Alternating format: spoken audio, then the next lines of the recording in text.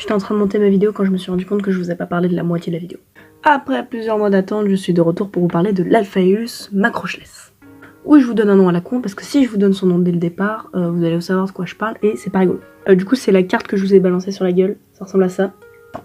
Je vous ai un peu spoilé. Et on va parler du Pokémon Flingoust. Du coup, vous voyez tout de suite qui c'est. Et oui, c'est la crevette pistolet. C'est un petit crustacé nageur qui fait partie de la famille des Alpheidae. Bon, c'est une famille avec plein de catégories juste au-dessus. Je vais pas toutes les citer parce que ça fait beaucoup trop. Les scientifiques, vraiment, vous cassez les couilles. Donc la crevette pistolet se promène dans les fonds de l'Atlantique, la Méditerranée, les endroits rocheux, mer Noire, Indo-Pacifique et tout. Mais ne perdons pas de temps, parlons tout de suite de pourquoi elle s'appelle la crevette pistolet. Et bien parce qu'elle a une pince qui est complètement disproportionnée par rapport à son corps. Et avec sa grosse pince, elle va produire une bulle de cavitation hydrodynamique qui implose. Je vous mets un schéma si jamais ça vous intéresse ce que c'est une cavitation hydrodynamique. Moi, ça m'intéresse pas. Par contre, je peux vous dire ce que ça veut dire imploser. Imploser, c'est l'inverse d'exploser. L'explosion, c'est une augmentation très rapide du volume qui va libérer de l'énergie. Et bien l'implosion, c'est l'inverse. C'est quand il y a une forte réduction du volume d'un objet qui va donc libérer aussi de l'énergie. Là, dans notre cas, c'est la pression.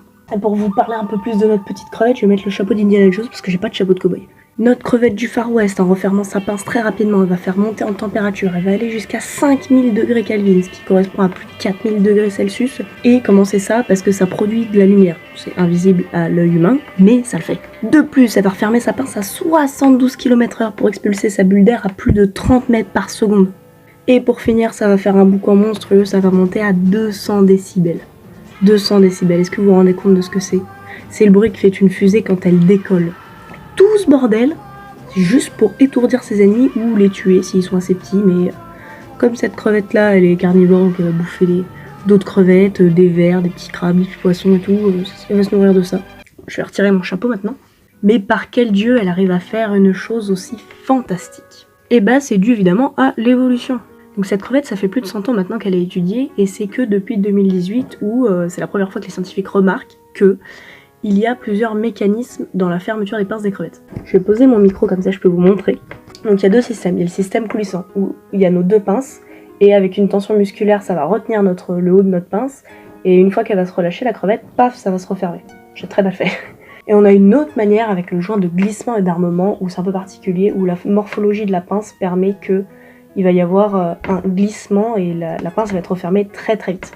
Au niveau reproduction, la femelle elle va pondre un millier d'œufs, sauf qu'il y en aura très peu qui vont survivre parce que dû à la température, au manque de nourriture, aux prédateurs surtout, parce que les bébés ils vont avoir quelques jours où ils vont grandir, mais ils vont changer 12 fois de carapace. Donc du coup pendant ces moments-là ils seront très vulnérables et ça va être très dur pour eux de survivre. Après, au bout de quelques jours ils vont vivre dans les algues, y a pas de souci. Et le fun fact aussi, parce qu'il faut toujours un fun fact sinon c'est pas rigolo, si jamais la crevette est pour X ou Y raison, elle perd son flingue, la deuxième pince peut grandir et se transformer elle aussi en flingue. Ça c'est fou. J'ai oublié de mentionner qu'il y avait plein de couleurs différentes pour cette crevette parce qu'il y a plusieurs espèces en fait. Il n'y a pas que la crevette pistolet qui existe, il y en a plein d'autres qui ont des pinces disproportionnées comme ça. En termes de dangerosité pour l'homme, ne vous en faites pas, il n'y a pas eu de cas recensé d'hommes morts tués par une crevette pistolet. Donc ne vous en faites pas. Mais méfiez-vous. Voilà, j'espère que cette crevette vous aura plu, parce que moi, elle m'a plu, et je la connaissais, mais j'en avais jamais parlé, je sais pas pourquoi j'ai fait ça. En tout cas, moi je suis contente d'avoir retrouvé cette petite carte qui m'a permis de me rappeler de l'existence de cette crevette. Et moi je vous dis à bientôt, et j'espère que vous aurez aimé ma vidéo. Bisous!